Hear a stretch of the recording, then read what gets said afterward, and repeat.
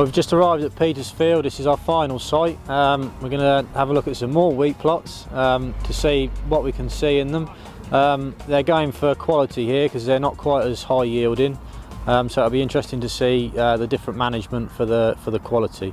Okay, Richard, in this area you're going for mainly milling varieties for that premium. Yes.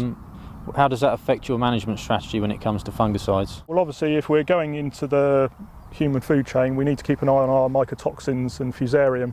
Not so much now, but historically some of these fields we were in rotation with maize, which probably gives us our higher pressure on that. So ploughing down the trash, going in after the maize, having Proline at T1 and then also a robust T3, which historically we've generally mixed Proline with Folicure. Yeah. Where does chlorothalonil sit in the fungicide program? Septoria has still got to be our #1 disease to focus on because it just robs so much yield. Yeah. Chlorothalonil I'm putting in at sort of T0 and T1 to get on top of things. Where Septoria pressure is really high, would you consider moving a SDHI to T1? I think the main benefits of the SDHIs are at T2 still on your most valuable flag leaf. Again, having a Proline based at T1 will help as part of the programme on fusarium. So for my money, I'd still be mixing Proline with Bravo really at T1. Yeah. And do you get any drought-prone soils? The chalks, obviously. Is that going to be a big factor this year, do you think?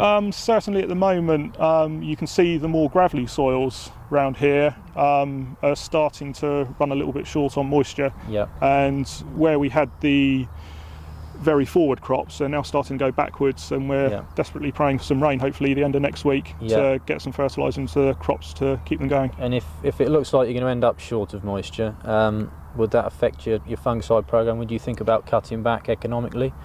I don't think so. Last year we had we thought we had serious droughts down here, but not compared with East Anglia.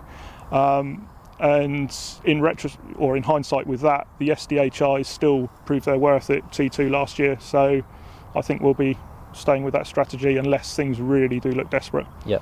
So Richard, what have you found here? What variety have we got? Well, just as a point of interest, around here we're concentrating on early drilling, and this is a variety Scout. But one thing with this autumn, having very good thick lush growth, even with a eye spot rating of 8, you can still see the stem-based browning, some sort of true eye spot lesions, and others going higher up the stem being a sort of fusarium-based, what the early lush growth has sort of triggered off. So just concentrating on varieties and their disease ratings. Yep.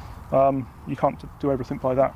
You can see some of these older leaves that had very sort of distinct eye spot lesions early on, and then sort of more the fusarium spreading higher up the leaves there. And how would you look at controlling this at this stage? Well, this has already had its T0 this year, and we went with a Ciandu product. We did have low levels of brown rust, a little bit of mildew, and plenty of Septoria in here. Yep. So that just tries to knock out the inoculum and give us a bit of breathing space when we come round to our T1 spray shortly. I think the big surprise has been the amount of Septoria and how widespread it is across the UK. It's been very dry, so people might not think it's conducive to the spread of the disease, but we've heard from the experts that the heavy dews have really helped give it a bit of a kickstart. So it's an area of concern for agronomists across the country, I think, to make sure that it's treated well at the T1 timing.